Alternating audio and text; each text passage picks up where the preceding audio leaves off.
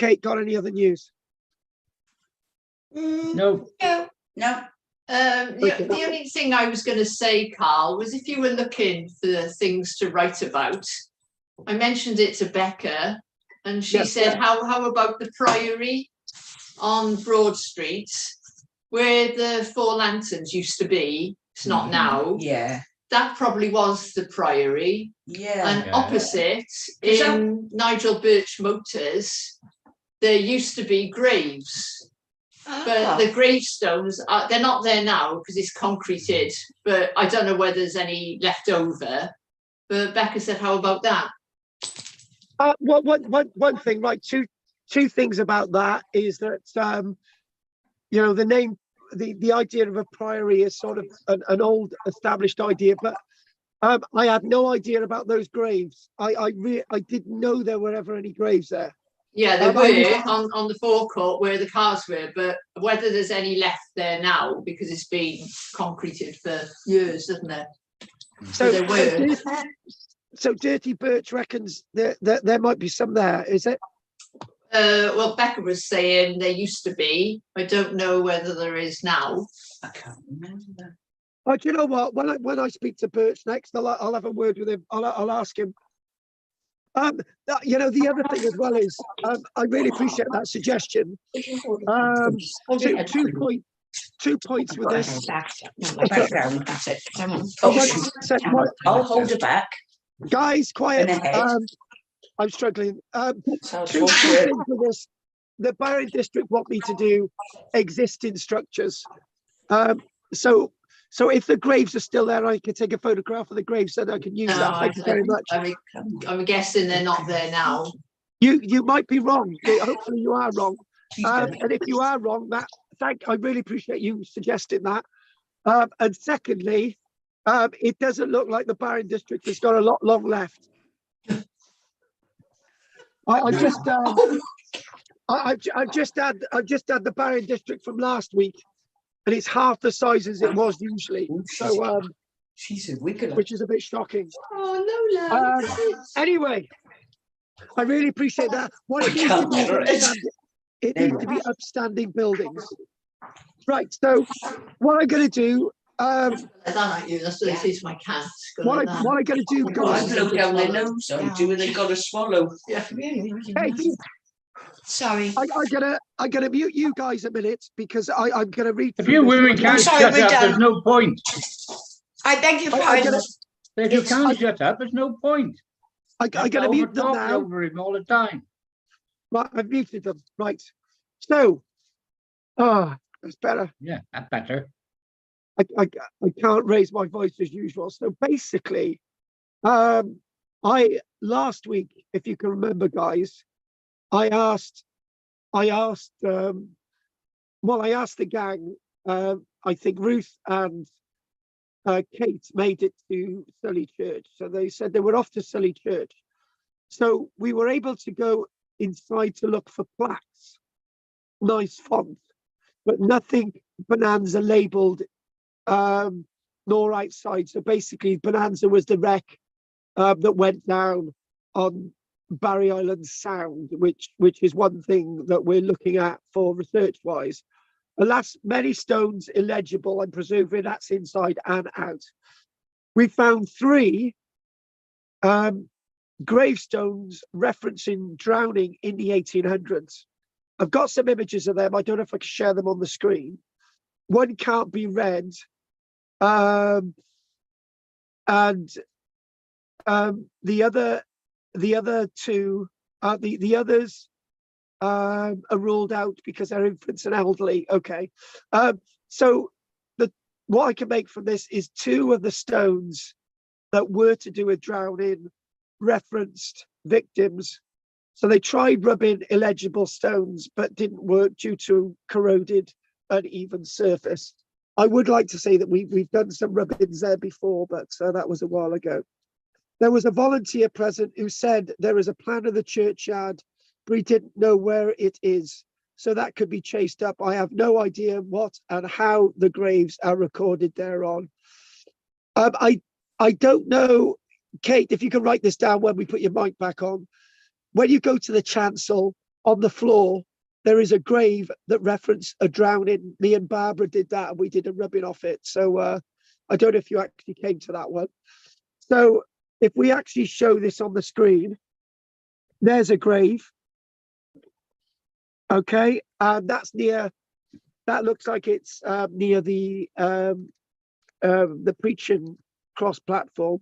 It says this stone is erected by Louise Boucher to the memory of her son, Gustav and Andre Boucher, aged 16, who with 8 others here interred perished on the rocks at Barry Island, January the 8th, 1866.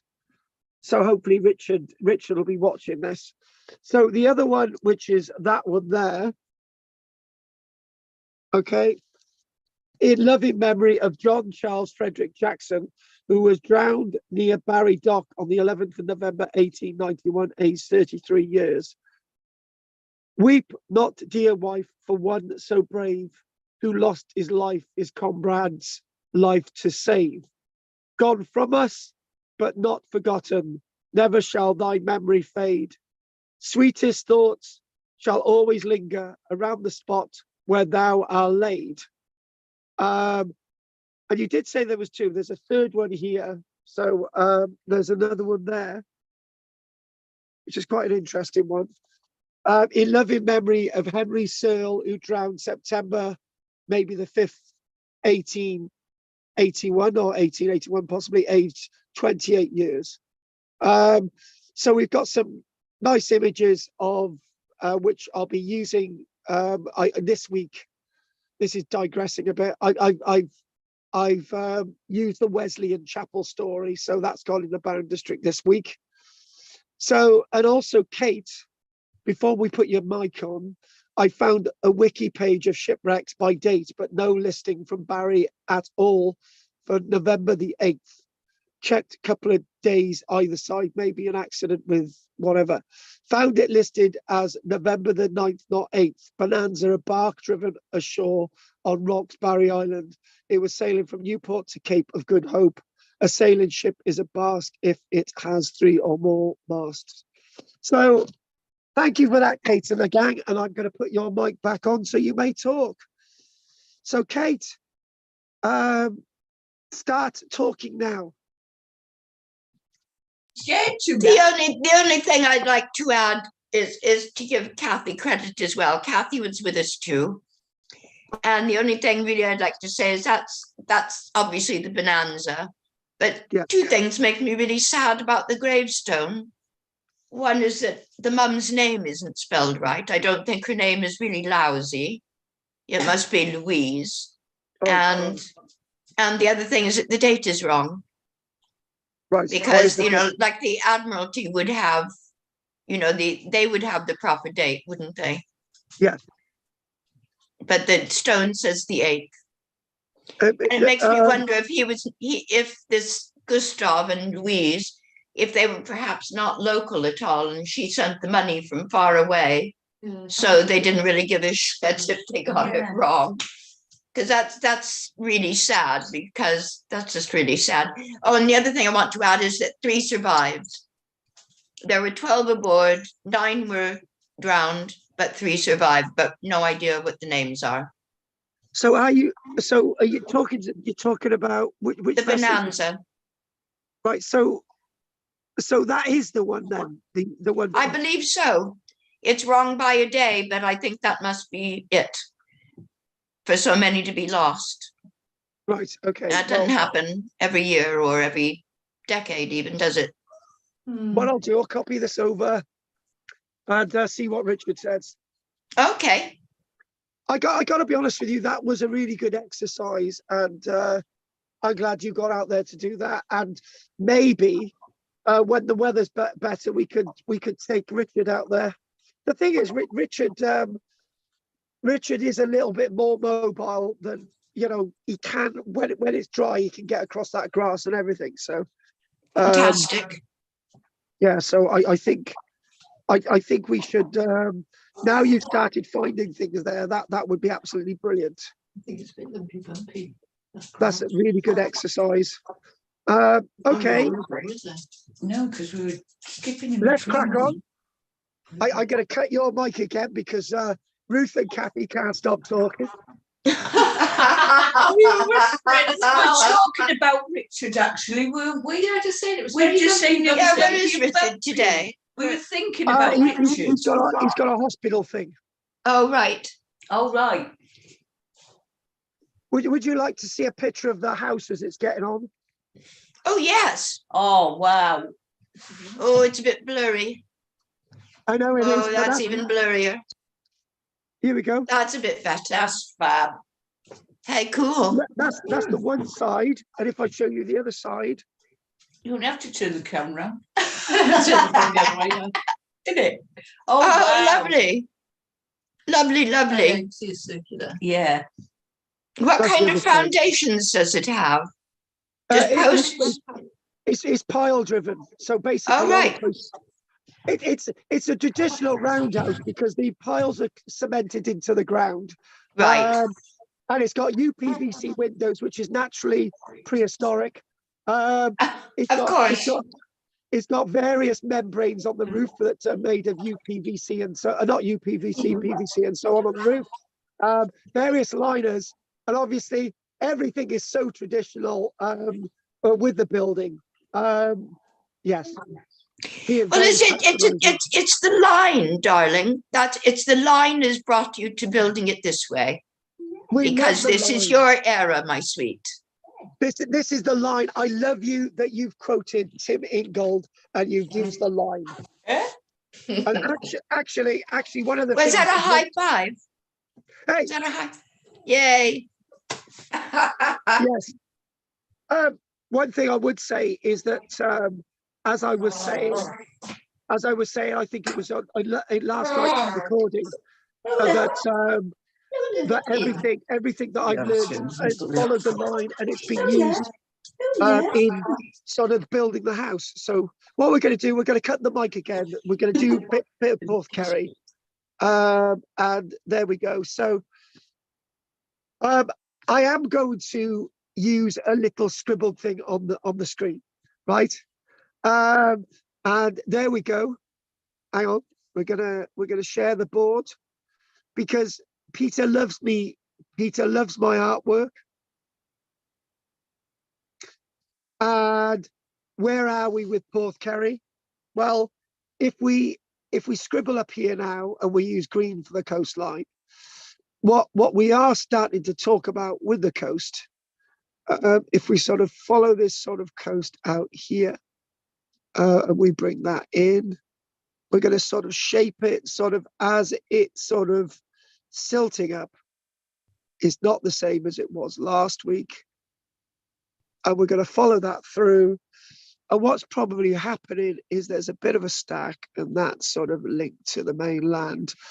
And the site of the bulwarks is probably already eroding. So if we start to draw something like that on there, and that comes in there, it's sort of a bit has already been lost.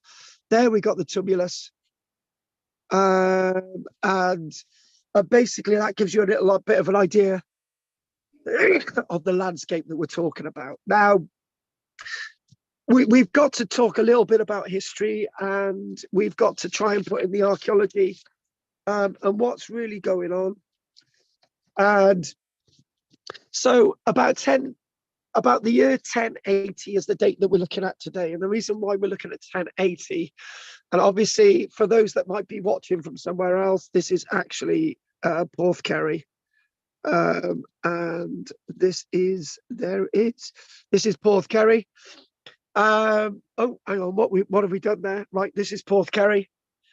And the date 1080 to 1090 is an very important time. And the reason why that's a very important time is because about 1080 and 1090, you've got the idea of the Norman era within the landscape. We do know between the 1080s and the 1090s, the Normans are getting a foothold in Cardiff.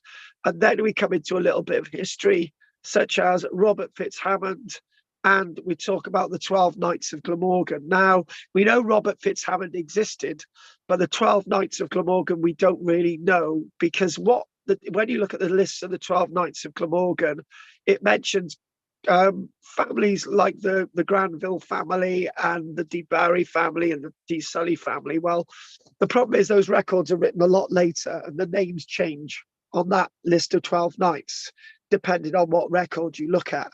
And the one problem is that the likes of the Barry family and the likes of the Sully family probably took their name from the local landscape. So if those knights did land here, it wasn't those knights by name. Now, the reason why we're talking about Porthkerry being important is that it's postulated that Porthkerry was one of the landing spots for those knights and Robert Fitzhammond. I believe that's probably likely, but I also believe it's unlikely for two different apparent reasons. But what I'd like to do is talk about the landscape in 1080 and sort of try to glean out a little bit of the detail and understanding within this landscape. And one thing that we will do is talk about some storms and some waves and various other things that are actually going on. So what you're looking at today, the things that are massively different from what from 1080 is naturally this area. What happened then? Oh, I don't know where that line come from. What is different is, for example, the action of this here, right? So what we've got is we've got waves coming in, and those are basically the southwesterly waves. And what is being hit is that little bit sticking out there, which is referred to as Castle Rock. Now, I would say that in geological terms, this coastline has seen a massive hit quite rapidly over the past 2,000 years. But from the sense of archaeology, we're going to use the word slow erosion, because when we look at it from a human standpoint, a lot has happened over the past 2,000 years. So we can say slow erosion, but when you look at the geological point of view, it's rapid erosion. So two different scientific ways of looking at erosion within the coastline. Now, it's very likely that this is key to understanding the erosion along the coast for the next 700 years at least. And what is building up against there is a hell of a lot of rock. Hundreds, thousands, tens of thousands of tons of rock. Pebbles are building up alongside that area. And while that's happening, pressure and erosion is being caused to that point. And that will eventually be the catalyst to blocking up the harbour at Porthkerry forever, and the catalyst for blocking up the harbours at Coldnap, and partially for massive changes between Coldnap Point, the land, and the landscape of the Sound between Barry Island and Barry. I'm going to make this point before we go any further. The Sound between Barry Island and Barry, if Coldnap Point had never existed, would have likely have been clogged up with pebbles by about the 1800s, meaning that either they would have never have built a port in Barry, or it would have meant that a port would have been built in Barry a lot earlier, because of one side of the Sound would have been blocked with pebbles. So thank you, Coldnap Point, for giving us Old Harbour for a lot longer. And where you're seeing Old Harbour today, that would not exist, because if Coldnap Point had never existed, that would have all been simply a massive stony bank, and the Caxton River would have just trickled out and just would have forced its way through the pebbles, that type of thing. So going back to these points, Bull, where you see the pebbles, the blue area there, that Bull Cliff, Bull's Nose, not Bull's Nose, start again. I didn't get the word out there. Bulwark's Cliff, Bulwark's Nose, and Bulwark's Point. when I referred to the bull's nose, we're talking about there. That's where the bull's nose would be. Two different parts of the landscape. So the Bulwarks Cliff, this would be key, as we've said. Where you've got the cross there, the cliff area of Westwood Rise, Bull Cliff Rocks, were hardly being eroded at all. So what we need to do, something that is missing from here, is that nose sticking out. That's very hardy limestone, and that there itself was actually the reason why the landscape was created there, is because of quarrying. If quarrying had never occurred in the Roman era, the coastline would be a lot further out there than it is today, and that would have had another effect. Because if you can imagine, if we can sort of make this a little bit more complicated, if it wasn't for human factors, what would have happened is the pebbles would have leapfrogged into there, and then when that was full, the pebbles would have leapfrogged there, and it was very likely that that bank of stones would still be there today, and Romley Park and Cold Nap would still be watery inlets today if it wasn't for the actions of human beings at Bull Cliff. So human beings have had an effect on the coastline quite dramatically, at least since the Roman period.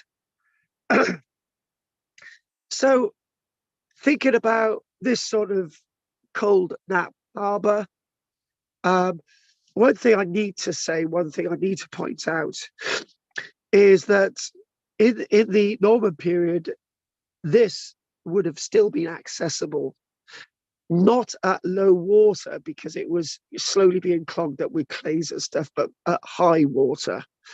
The other thing as well is the other point to make out that we made last week is that temperature has dropped. And temperature has dropped a little. It's not dropped to current levels. The temperature would not drop to current levels until about the early 1300s, where temperature would drop quite dramatically, and it would rise up again into about the 1800s to be the level where it is today. But the temperature back then was at least 1 degree higher than it is today. So if anyone lectures me about global warming, right, I always point to this and say it's a natural phenomenon. That's my opinion, not yours. You can argue with that. You've got your own points. That's my opinion. Cold Nap Harbour, on the other hand, was probably still very much accessible to very small vessels, very small brigs. And the point is of brig type vessels, because you're going to correct me on masted in a minute, so very smaller vessels.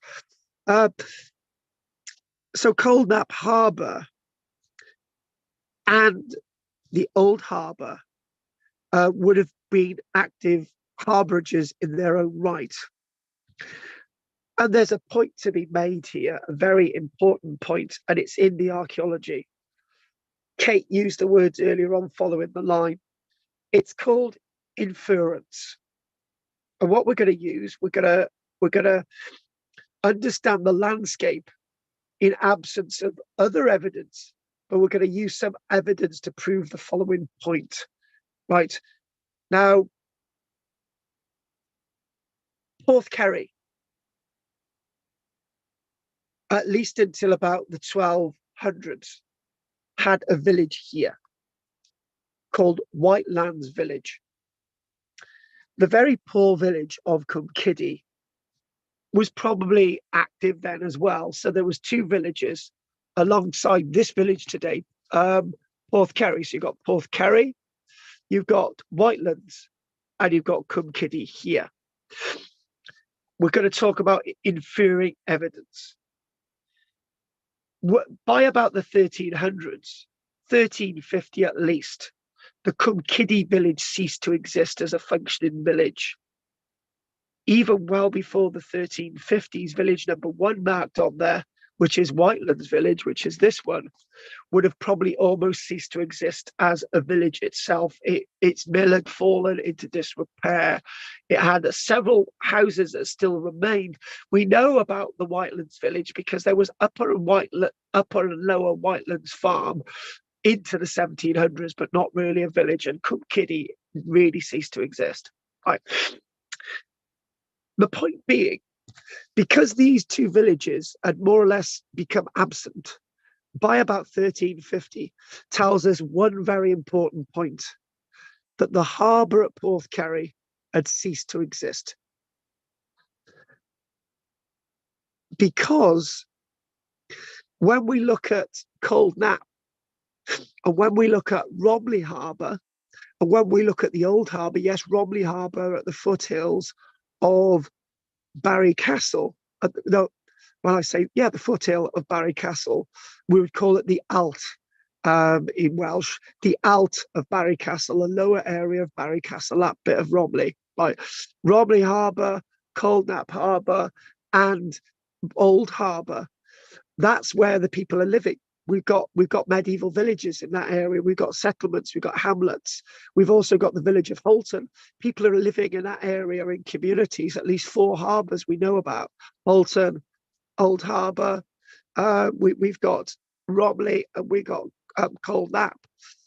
People are living in that area, and the reason why they're living in that area is because they're reliant on harbourage. Going back to the original point, harbourage is the sign that people are living in an area. Without the people living in the villages, it means that the harbours have ceased to exist. Hence, we've got an idea when the harbour of Porthkerry ceased to function, somewhere in around the 1300s. That is really important. But we're not going to do that yet.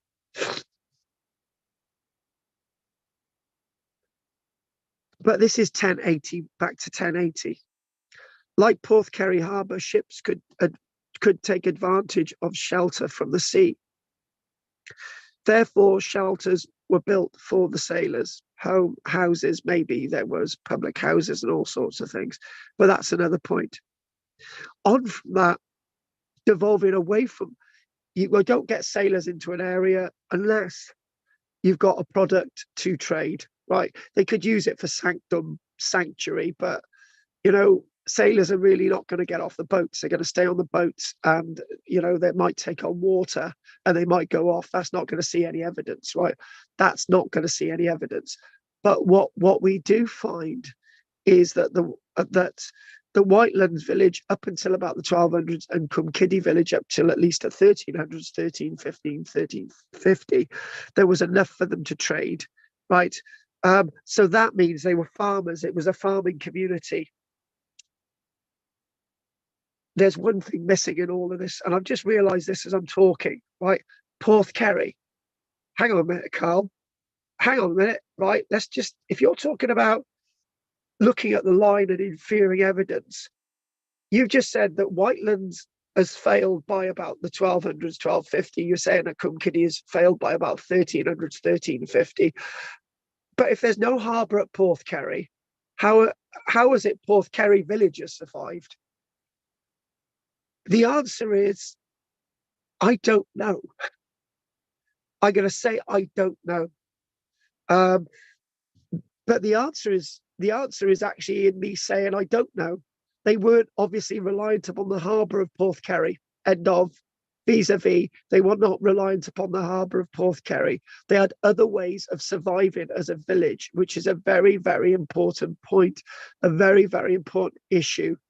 What made Porthkerry village a survivor amongst the other two villages is that it was more land-based rather than maritime-based.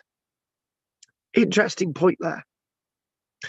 So farming, both 3 villages, Porthkerry, Whitelands and Cumkiddy, is reliant upon farming, pigs, cattle, sheep, domesticated animals naturally. And the animals would obviously embarked out on trading. and obviously they're trading wheat and various other produces from this area. Wool is not something that they're trading in at this stage. Wool is not a staple of this area yet. It's a staple of the 1350 society, when there's less people within the landscape and sheep are used to graze the landscape. And the point is, there's obviously sheep around, but not really for wool, for fattening up and trading. So,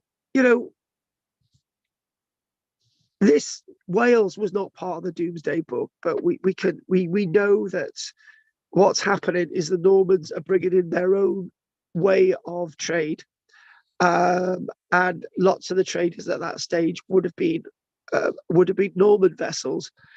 That one thing that we do know is that there were trading vessels which did fly the flag of the various kingdoms of Cymru, right? We know that they existed, otherwise we wouldn't have survived, otherwise we would have had the kingdoms across Wales until about 1282, 1283. They just wouldn't have existed. So trading is very important.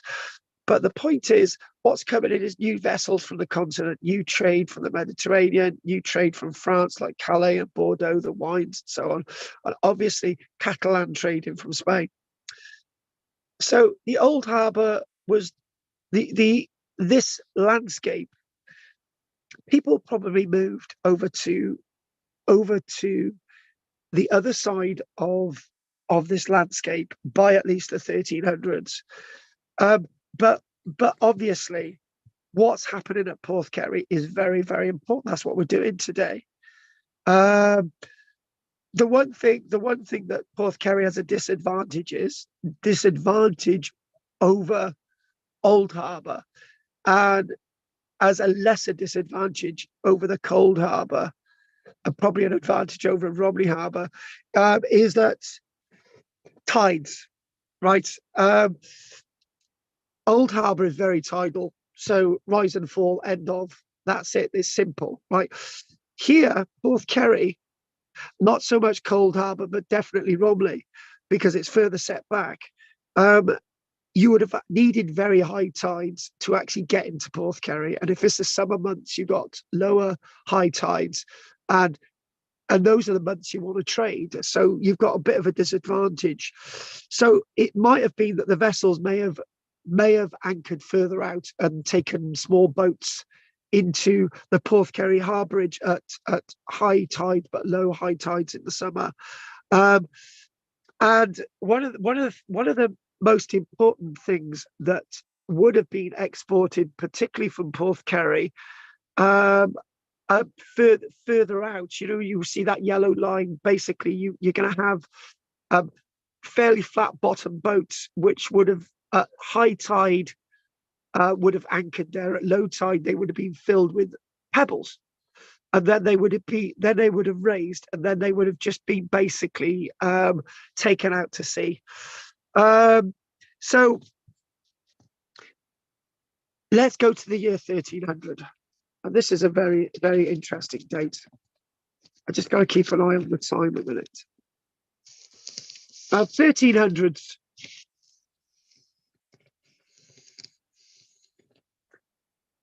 I believe by the 1300s, what's happening is that this bank of pebbles was actually slowly being pushed through a very narrow gap. And these pebbles were then slowly but surely deposited. Oh God, we've lost Porthkerry Harbour. Oh God. Right, okay, hang on. I don't know how we lost the whole harbour, but that was quite fortuitous. There we go. It's completely different. But what we've got is that what's happening is that the pebbles themselves are slowly deposited, and in front of them is actually being deposited various clays. So, clay is going to be slowly being deposited into this harbour, at least by the 1300s. You can see the distance between Cwmkiddy and the now absent. This no longer exists really as a village. So the shoreline is moving away. So it's going to be difficult to get things back and forth across the mud and pebbles and all the rest of it. So what we're talking about is at some time, we don't know the date, but at some time between 1300 and a date here, 1587, before the tsunami of 1606, 1607, right? What's happening is at some time, the land bridge here is completely destroyed. It's pushed through, it's gone forever. And my notes discuss the following wording. So there's our Bull Cliff. There's our Bull Cliff here. The Bull Cliff was attacked in a very brutal way in 1587. The sea smashed its load of pebbles, what was left between that spit, and sharp rocks against the unstable cliff, destroying whatever land bridge there was between the island, Castle Rock as we call it, and the red area, which is the bulwarks. The cliffs came tumbling down. Large, small stones, mud, silt, materials alike crashed into the sea, being pushed into the Porthkerry natural harbour. And it's probably instantly that finally the harbour at Porthkerry was completely filled with all the crap that had been built up against this here. It filled. And, you know, from that point onwards, there's no real stories about any boats going there. It's gone. The history's over. So the deposit sealed the Porthkerry harbour forever. Now more ships found a loss of refuge. So therefore they needed to go to other places such as Polnap and the Old Harbour. Now, I want to point out a bit of archaeology, and a bit of archaeology is Kate. Kate will take a photograph of this and she'll send it to me just to wind me up. So Kate, I know it's coming. My artwork. But one thing I would say is we're going to now look at an aerial view of Porthkerry because we're coming full circle.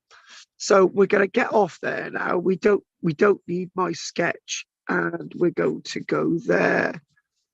And we're going to put an image up there.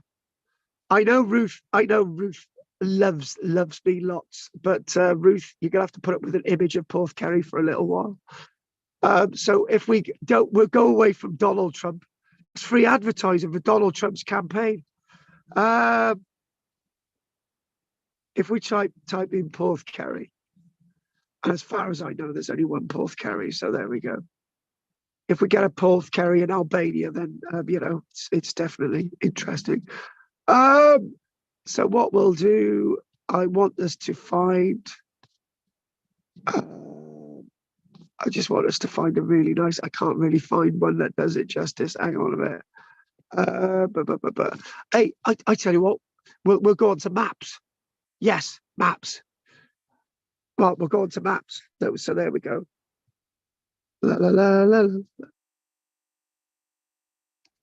There it is. There it is. Oh, there it is. Oh, Bob, it doesn't really do it justice, does it? Oh, my God. Oh, image. Oh, God, I don't want that. Oh, I don't want the viaduct. Right, okay, here we go. Let's just see what we got. Hang on, direction, share. I should have Google Images instead. Sod it. Right, okay, if we go there. Oh, I've messed up. Hang on a minute. Let's just. Okay. Maps. La, la, la, la. Do you know that's better, isn't it? Is that showing? No, it's not. Right. Okay. let's just show you a nice picture of Porthkerry. We'll have that anyway. Back to Donald Trump. I hope he's going to give me some money for this advertising, Kate. I know you've got Donald Trump's ear. What we do, let's just go with, hasn't got the image that I want, but we're gonna do this now. We are gonna do this. Hang on, we're just gonna. You can see the erosion in that image. That sort of shows you the erosion at Porthkerry. That was just that was in 2012. And basically, if we sort of go back out again, hang on, where's Joe? It doesn't really show. Right, what we're going to do, we're going to go with this one. No, we're not. We're going to go with. We're going to go with this one. Yeah, that'll do.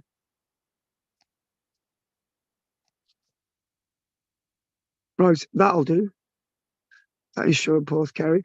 So basically, there's the rocks there. That is actually showing where the Bull's Nose promontory used to be. Right, so that's there in front. The pebbles there.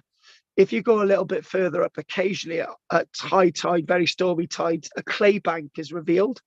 And a clay bank there, and that building there is Porthkerry House. The clay bank there, underneath the pebbles, you can actually find bits of burnt timber.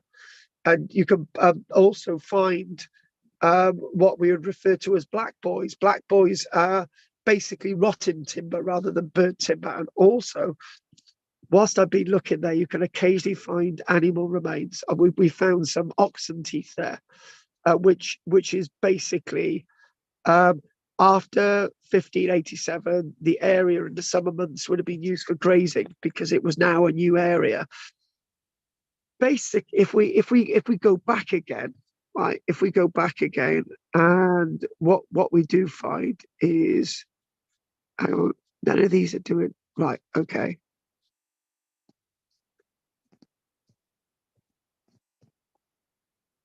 Over basically where you got this word Alamy, right? That's basically where the Castle Rock is, 200 meters out from the shoreline. And some people actually refer to it as the Pharaoh, the Pharos, which basically means lighthouse station. Was said in my notes is said to have been a platform for a round tower on it, but we know that there was some hexagonal tower at least there in the 1700s, and we know, obviously, you guys have said that one of you said the other week that people had gone out there and they'd seen a structure out there in the 1970s. All this evidence would have been destroyed by now if it had been of any Roman date, because the Roman tower would have been much further up on the cliff line. So the one thing that we can say is that this landscape has massively changed since the Roman period, since the Roman era. And what is next going to happen is that further on down the coast, the pebbles that are now choking up Porthkerry Harbour are going to start to gradiate further on down the coastline.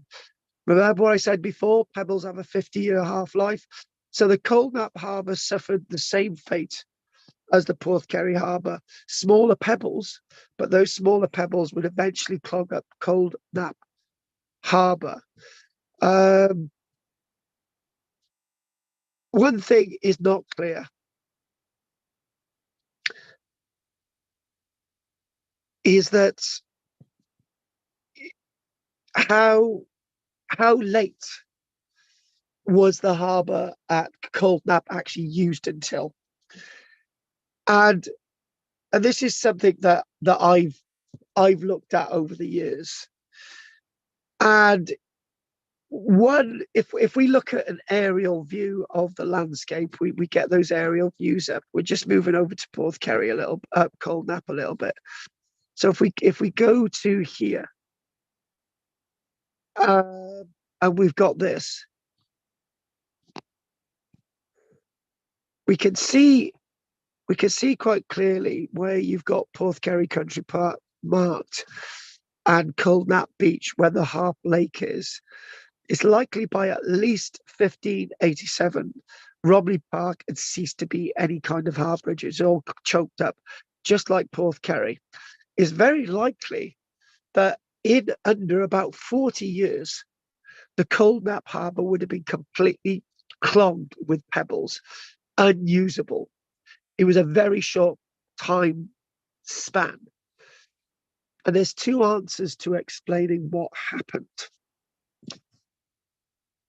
From mapping evidence at the Evans mouse map of 1622 of the Barry parish area, it clearly shows that blue area as a piece of land that was being reclaimed is marked on the estate map as K2.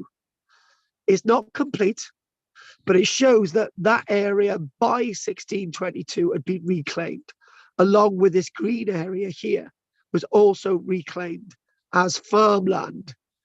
After about 1622, it's still dotted, so it's still flooded at high tide level, very high tide levels. It's not proper land yet by 1622. And the story is quite clear. And what that story is the year 1606, the 20th of January 1606, or as Peter would say, the 30th of January 1607, depending on Gregorian or, Julian calendar, two different calendars for two different days. There was that great storm that year, depending on whether you want to call it a storm or a tsunami. What happened is quite clear, is that any big boulders, any big stones that were along the coastline were whipped up and they traveled all the way down the coast. And lots of them, ended up in this Coldnap area. And lots of them ended up plugging in the gap between Coldnap and the point. So basically clogging up these areas forever and ever, meaning that they couldn't be used for harbourage. Now, thankfully, again, with this being blocked up, it meant that any storms that would prop up would not take their pebbles into the sound between Barry Island and Barry. So, in effect, the water would continue to flow around Barry until 1884, when Barry officially started building its port and opening the dock number 1 in 1889. I just want to mention this last thing, and then that will be my voice done for today. Before we mention that, Kate, Kathy, and Ruth, don't forget to put your monies in the bank this week or whatever. So there's the money call. Thank you very much. Anyway, thank you for putting the monies in from last week. I would like to make this last point. Pete's already paid in advance. Thank you, Pete. So I'd like to make this last point. The 1500s, there is something else about the 1500s. The 1500s temperature is variable. But the temperature is getting very similar to today's temperature. Remember what I mentioned. In 1315, for hundreds of years, we had something called the mini ice age. So the temperature dropped about 2 degrees, which was colder than today. Rising to the 1700s, temperature got to the present levels where it is today. But it was very variable. And when we use that very variable, this is what our temperatures are like today. They are very variable. In the 1970s, we thought temperature was going to drop. After the 1980s, temperature went up a little bit. You never know, temperature might go down again. So think about that when people spout off about global warming. In 1587, a great storm blew up. I mentioned the 1587 storm. This is a few years before the great tsunami of the early 1600s. This was called the Great Waters. The Great Waters, as we've already mentioned, not only had a cataclysmic effect on our coastline, but had a cataclysmic effect on the coastlines at Langford Major, Roos, Cardiff, the Wentloove levels at Newport. I can't even say it.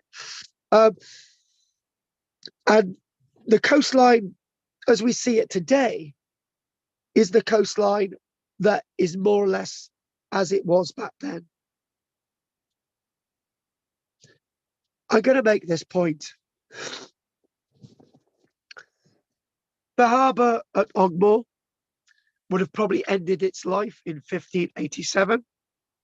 St. Donat's, Tresillian, Dunraven, Aberthaw would have been affected, but it survived. Porthkerry gone, Coldnap gone. Few other harbours went. Charleston was on its way. In other words, things changed. Times changed. People sadly looked away from the sea to look into agriculture.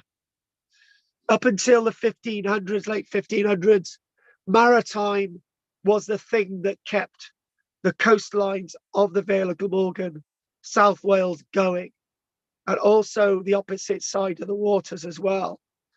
It's said that the predominant accent in South Wales, particularly in Langford Major and Roos, was actually Somerset. And everyone else would have been speaking in a Welsh accent, but Somerset was predominant. Imagine speaking in a Welsh accent. That started again. Imagine speaking Welsh in a Somerset accent, and believe me, I can't do it.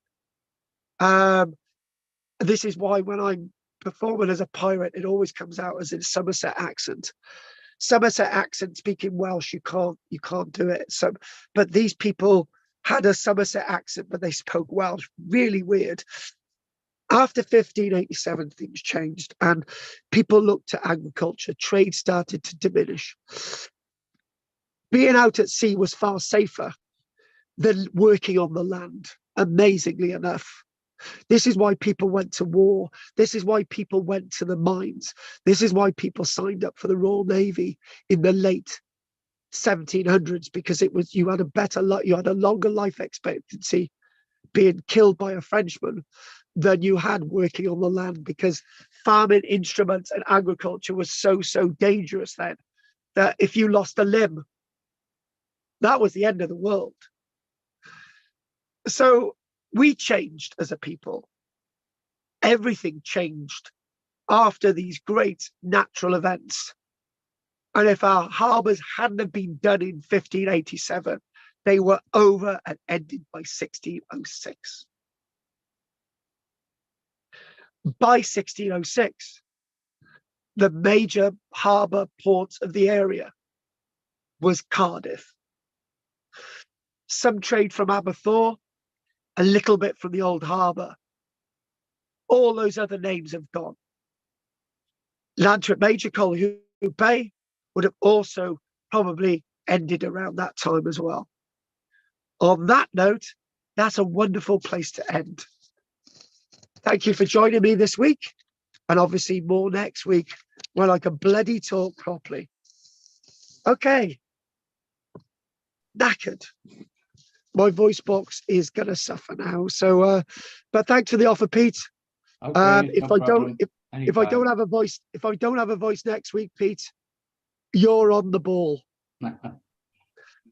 Right, okay, Pete. We'll let the rabble in. But as we're letting the rabble in, anything you'd like to say, Pete? No, just the porthkerry is, like you say, it's a unique sort of place, and there is so much there. And when you were talking about people talking with a Somerset accent, down in West Wales in Pembroke, they also spoke with a West Country accent. That's quite often where fishermen and other seamen would come in and spread their own accent, if you would like. As you know, in West Wales was originally Flemish, but having an English accent and having traders, as you so rightly said, coming in, it was home. So yeah, you're right. Yeah. You're right. You're right. I think, could you speak in because they were speaking a little bit of French still in West Wales, and it might explain why the French landed there in 1797. Nobody ever discusses that today, but Pete. Well, that was a bit of an invasion, wasn't it? Yeah, equally, Pete, right? Speaking French in a Somerset accent. Oh, it happens. I want to know. I want to hear these people. I want them in my life. Ooh, Bonjour. The French didn't invade them, they just landed there, did they? And then Shut up, you twat. To the French, it was a successful invasion. They just surrendered because they didn't want West Wales.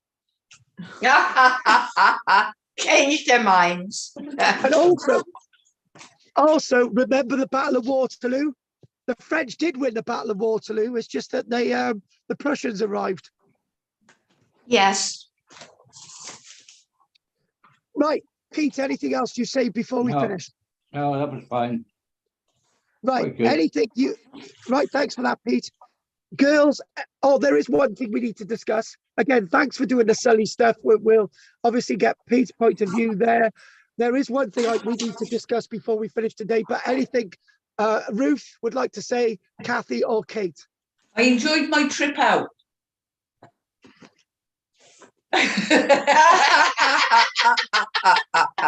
what is that? It's a little pirate. It's a pirate magnet. Where's Baldrick? But Baldrick, you will see Baldrick next week if we're doing online next week, and we need to discuss that. Kathy, anything you'd like to say? No, thank you. Very enjoyable. Thank you. Kate, anything you'd like to say? Just that when you were reading out the stuff from Sully, I said that there were two of the headstones referred to other victims, not that there were just two. And those two, one was the Bonanza one because it said the other 8, and the other one wasn't a victim that had died, but he died saving others. If you see what I mean. Oh, right. Sorry about that. Yes, sorry. That's okay. That's okay. But not that you knew. I only remembered today. But there is a gravestone alongside the chancel wall. As you go along the path, and you've got the seat. As you go around the little nave bit, directly alongside the chancel, there's another grave, right? And it's there on the ground, and it's a poem. And it discusses somebody also drowned at sea, but I forgot to tell you about that.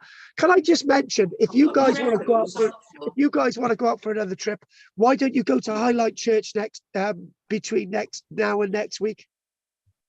I don't mind it. Well, what are we looking for? You just go in there to annoy the person who doesn't want you walking on the footpath. We want tabards anyway. Yes, we want high visibility tabards. High visibility tabards with archaeologists. That say, out of my way, I'm an archaeologist. Yeah. Okay, do you know what I'm going to do? You can have the remaining tabards we got. You can have them. There's some pink ones, right? You can have them. Because we feel silly walking around graveyards just as we are. You're silly. Go in Anyway. fancy dress. Yeah. Okay, I will give you a tabard. I will get you tabards. They're pink and they're yellow. That's fine. Right, anything else you'd like to say before we finish? And I got 1 point. Just that if we do more online version for now in the deepest winter, we quite like that idea, don't we? Because the studio would not be very comfortable, would it? I have been painting in the studio, but that doesn't help with the warmth. So, okay, what I'd like to say, first things first, did you manage to get that address to send those books out, Kate? I have got the address here and I have got the wrapping paper out. Ready Good. to go. Don't forget to bill me on that one. And finally, right, I think you've answered my question. Pete, Richard would be up for this. Do you want to do another online one next week? Yeah. Oh, yay. All right. Oh, Pete, did I see in the paper that they're looking for a new warden for Flat Home? Well, they're quite often, yes, they probably are, yeah. I'll do it. I can Skype you from there. Mm. I'd love What to are do they that. looking for in a candidate then?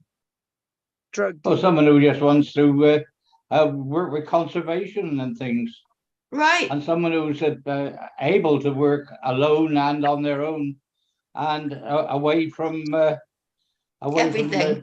what we all expect on our Yeah. doorstep. Yeah. How's it, No William? spar. If I applied for it, could I take Baldrick with me? I'll turn it off. Baldrick would love it I there. can, I can feel it. It's usually a student who's looking into conservation. Yeah, but Cool.